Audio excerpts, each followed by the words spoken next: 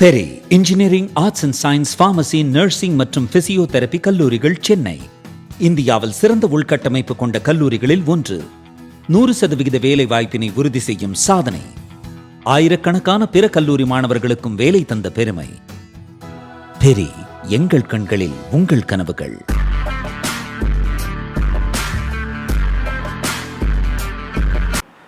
வணக்கம் ஜெயன். வளைகுடா நாடு நடக்கக்கூடிய விதத்தை பற்றி இன்னொரு மிக முக்கியமான அப்டேட் பார்க்க போகிறோம்.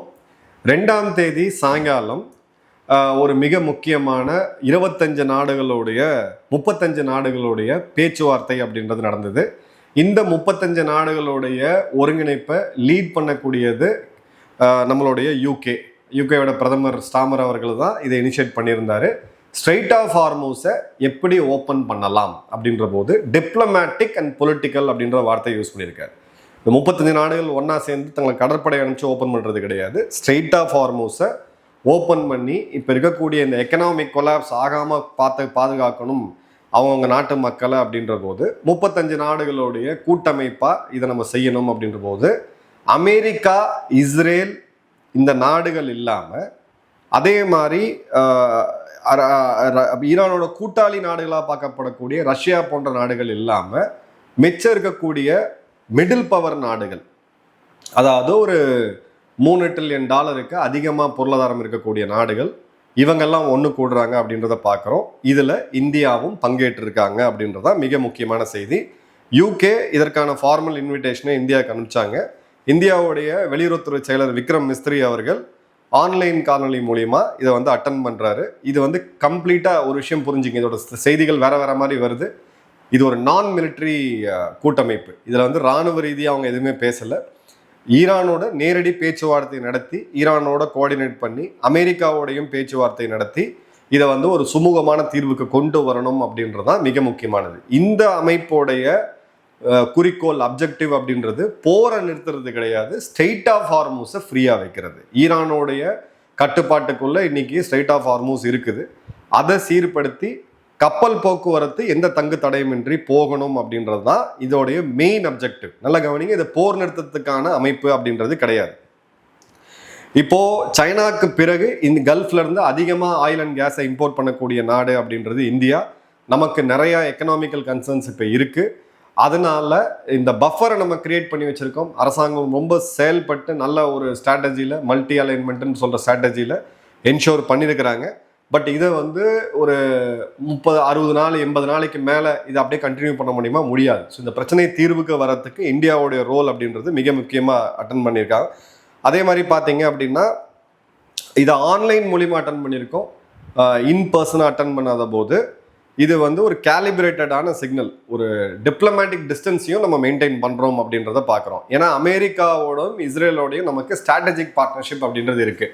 ஒரு வகையாக பார்த்தீங்கன்னா அமெரிக்காவை புறக்கணிச்சு, இஸ்ரேலை புறக்கணிச்சு கணிசமான நேட்டோ நாடுகள் ஒன்னா சேர்ந்து கூட்டக்கூடிய, அதாவது இதில் இந்தியாவை எடுத்துட்டு பார்த்தோம் அப்படின்னா இதில் இருக்கக்கூடிய மேஜர் நாடுகள் எல்லாமே ஒன்று நேட்டோ நாடுகளாக இருக்கிறாங்க, இல்லாட்டி அமெரிக்காவுடைய நான் நேட்டோ அலைஸா கூட்டாளிகளாக இருக்கிறாங்க. ஸோ இந்த இடத்துல நம்ம ரொம்ப ஒரு தெளிவான, அதுவும் கத்தி மேலே நடக்கக்கூடிய ஒரு பாதையில் தான் நம்ம போயிட்டு இருக்கோம். ஸோ இந்த இடத்துல ஆயில் அண்ட் கேஸ் அப்படின்றது ரொம்ப மிக முக்கியமாக நமக்கு ஒரு செக்யூரிட்டி இஷ்யூ இங்கே இருக்குது. எனர்ஜி செக்யூரிட்டி, அர்ஜென்சி இருக்குது. ஸோ இந்த இடத்துல நம்ம இது பண்ணுறோம் அப்படின்றத பார்க்குறோம். இப்போ யூகேவை பொறுத்த வரைக்கும் ஸ்டாமர் அவர்களுக்கு ஒரு வீக்கான தலைவராக இப்போ டொமஸ்டிக்கில் ஒரு இமேஜ் உருவாகி இருக்கு. அதை ட்ரம்ப்பும் கடுமையாக அவரை பர்சனலாக டார்கெட் பண்ணி அவரை பொலிட்டிக்கலாக இன்னும் வீக்கன் பண்ணணும்னு பார்க்குறாங்க. இதுக்கு இன்னும் ரொம்ப ஆக்டிவாக செயல்படுறது யாரு அப்படின்னு பார்த்தீங்கன்னா எலான் மஸ்க் அந்த எக்ஸ் நிறுவனத்தை வாங்கினதை பற்றி 4 வருடம் முன்னாடி ஒரு காணொலி போட்டிருந்தோம். ஏன் ஒரு நஷ்டமாக ஓடிட்டு இருக்கக்கூடிய கம்பெனியை $4 பில்லியன் கொடுத்து வாங்கினாரு, அவர் முட்டாள் கிடையாதுன்னு சொல்லிட்டு 4 வருஷம் முன்னாடி நம்ம என்ன அனலைஸ் பண்ணோமோ இன்னைக்கு அதான் நடந்துட்டு இருக்கு. ஐரோப்பிய நாடுகளுடைய அரசியலில் ஒரு கடுமையான தாக்கத்தையும் இன்ஃப்ளூயன்ஸையும் இப்போ தனிநபராக இருக்கக்கூடிய எலான் மஸ்க் பண்ணிட்டு இருக்காரு அப்படின்றத பார்க்குறோம். இப்போ 35 நாடுகளில் நேட்டோ நாடுகள் இருக்கு, அரபு நாடுகளாக இருக்கக்கூடிய UAE போன்ற நாடுகள் இருக்கு, இண்டோ பசிபிக்ல இருக்கக்கூடிய தென்கொரியா, ஜப்பான், இந்தியா போன்ற நாடுகளும் இருக்கு அப்படின்றத பார்க்குறோம். ஸோ கிளியர் கட்டா இது ஒரு டிப்ளமேட்டிக் மூவ் அப்படின்றத பார்க்குறோம். ஏதாவது ஒரு இடத்துல இந்த போரை 2-3 விதமா நம்ம பிரிச்சுக்கலாம். நிறைய கிளட்டர் ஆகிருக்கு. இதை வந்து கொஞ்சம் பிரிச்சு பார்த்தோம் அப்படின்னா, ஃபர்ஸ்ட் இஸ்ரேல் மற்றும் ஈரானுக்கு இருக்கக்கூடிய பகை. அங்க இஸ்ரேலுக்கு இருக்கக்கூடிய பிரச்சனை, ஈரான்கிட்ட அணு ஆயுதம் இருக்கக்கூடாது, ஈரான்கிட்ட வந்து பார்த்தீங்கன்னா இஸ்ரேலே இருக்கக்கூடாது அப்படின்ற ஒரு தீர்க்கவே முடியாத ஒரு ஜென்ம பகை 2000 வருஷத்துக்கான வரலாறு அதுக்கு இருக்கு. அது ஒரு பக்கம். ரெண்டாவது அமெரிக்கா மற்றும் ஈரான். அமெரிக்காவை பொறுத்த வரைக்கும் ஈரான் இருக்கணும், ஆனால் இப்போ இருக்கக்கூடிய இந்த ரேடிக்கல் ஆட்சி இருக்கக்கூடாது, மிசைல் கண்ட்ரோல் வேணும், அணு ஆயுதத்தை தயாரிக்கக்கூடாது, ப்ராக்சி வாரம் பண்ணக்கூடாதுன்னு சொல்லி சில கன்ஸ்ட்ரக்ஷன்ஸ் வச்சிருக்காங்க. அது ஒன் சால்வ் ஆயிடுச்சுன்னா ஈரான் மேலே இருக்கக்கூடிய பொருளாதார தடைகளை கூட அமெரிக்கா எடுத்துருவாங்க. இது ஜென்ம பகை அப்படின்றத விட ஒரு எதிரிகளுக்கு உண்டான ஒரு யுத்தம் அப்படின்னு கூட பார்க்கலாம். மூணாவது அரபு நாடுகள் மேலே ஈரான் நடத்தக்கூடிய தாக்குதல். அரபு நாடுகள் அமெரிக்க படைகளுக்கு அந்த ஸ்பேஸை கொடுத்து வச்சிருக்கிறாங்க. இது வந்து இவங்களுக்கு இருக்கக்கூடிய ஷியா சுன்னி ரைவல்ரி. இதுவும் பார்த்தீங்கன்னா 2000-2500 வருஷம் இருக்கு.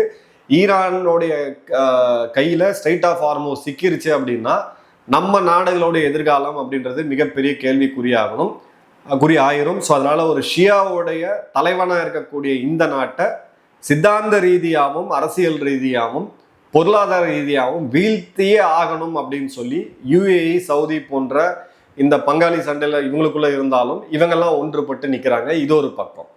நாலாவது தான் மிக மிக முக்கியமான விஷயம், இந்த ஆயில் ப்ரொடியூசிங் எக்கனாமிஸ். அதில் ஆயில் மற்றும் கேஸ் கடந்து வரக்கூடிய அந்த 33 கிலோமீட்டர் அகலம் உள்ள ஸ்ட்ரைட் ஆஃப் ஹார்மோஸ் அப்படின்ற அந்த குறுகிய பாதை, இந்த இடத்துல போக்குவரத்து தங்கு தடையின்றி நடக்கிறது அப்படின்றது இந்த 35 நாடுகளுக்கு இன்றியமையாதது. ஏன்னா இங்கிருந்து ஆயில் வாங்காத ஐரோப்பிய நாடுகள் ஏன் இப்போ பதட்டத்தில் இருக்காங்க அப்படின்னு பார்த்தீங்கன்னா, குளோபல் ஆயில் மார்க்கெட்டு அப்படின்றது ஒரே ரேட்ல தான் போகும். பிரெண்ட் மற்றும் WTIல அந்த குரூடோட தரத்தை வச்சு ஒரு சில டாலர் டிஃப்ரென்ஸ் இருக்குமே ஒழிய, ஓவராலா இங்க விலை ஏறுச்சு அப்படின்னா அங்க இருக்க விலையும் ஏறதான் செய்யும். அப்போ அமெரிக்காட்டேருந்து அவங்க வாங்குற க்ரூட் ஆயிலோட ப்ரைஸும் அதிகமாகும். அமெரிக்கா டிஸ்கவுண்ட்லலாம் இந்த நாடுகளுக்கு கொடுக்காது. அப்போ அவங்க எதிரியை இன்னைக்கு சண்டை போட்டுட்டு இருக்கக்கூடிய உக்ரைனை மைதானமாக வச்சு சண்டை போட்டுட்டு இருக்கக்கூடிய ரஷ்யா கிட்ட தான் போய் கையேந்தி நிற்க வேண்டிய சூழ்நிலை அப்படின்றது வந்துடும். அது ஏற்கனவே வந்துருச்சு.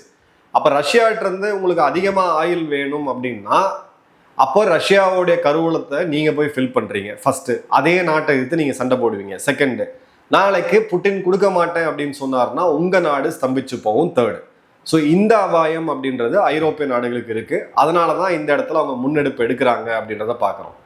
நாலாவது, இந்தோ பசிபிக்கில் இருக்கக்கூடிய நாடுகள்.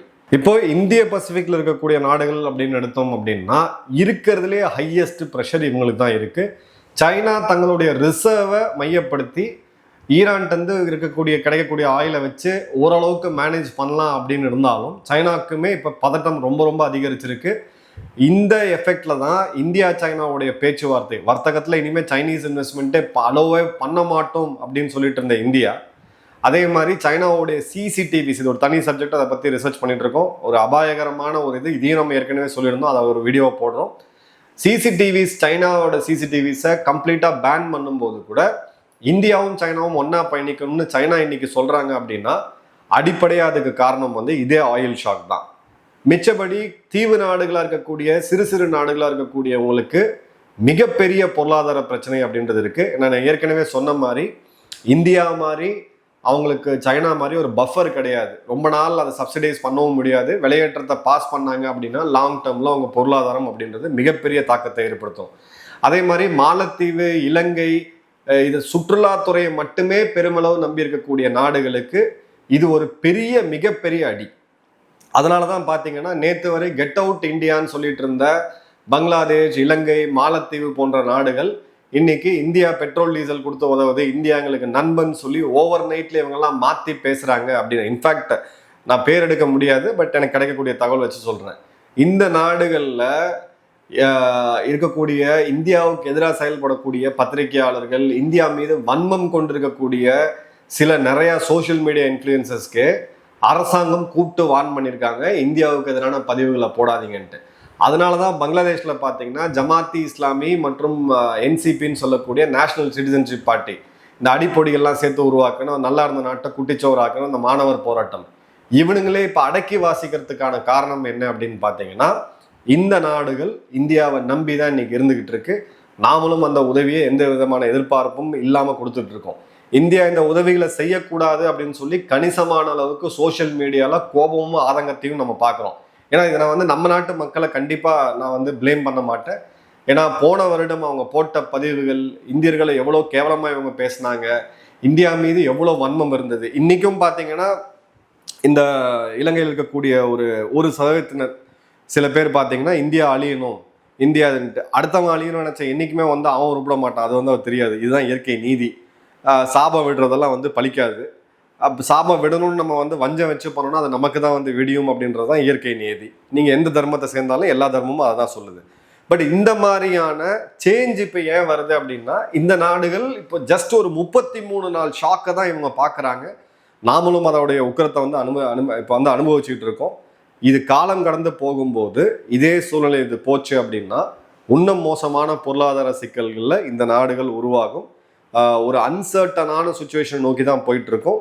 இந்தியாவுடைய இந்த பார்ட்டிசிபேஷன் அப்படின்றது அமெரிக்கா சைடும் இல்லாமல், ரஷ்ய தரப்பும் இல்லாமல், சீன தரப்பும் இல்லாமல் இருக்கக்கூடிய மிடில் பவர்ஸ் ஒன்று சேர்றது ஒரு பாசிட்டிவான சிக்னேச்சர். இவங்க ஈரான் கிட்ட பேச வேண்டிய விதத்தில் பேசி அவங்களுக்கு கொடுக்க வேண்டிய சலுகைகளையும் கொடுத்து ஸ்ட்ரைட் ஆஃப் ஹார்மோஸாக ஓப்பன் பண்ணாங்க அப்படின்னா நிலைமை சீரடையும். ஒரு பாசிட்டிவான மூவ் தான் இது. இதோட ரிசல்ட் என்னவா இருக்குன்றதை டீட்டெயிலாக அனலைஸ் பண்ணிட்டு பேசுவோம். நன்றி, வணக்கம், ஜெய்.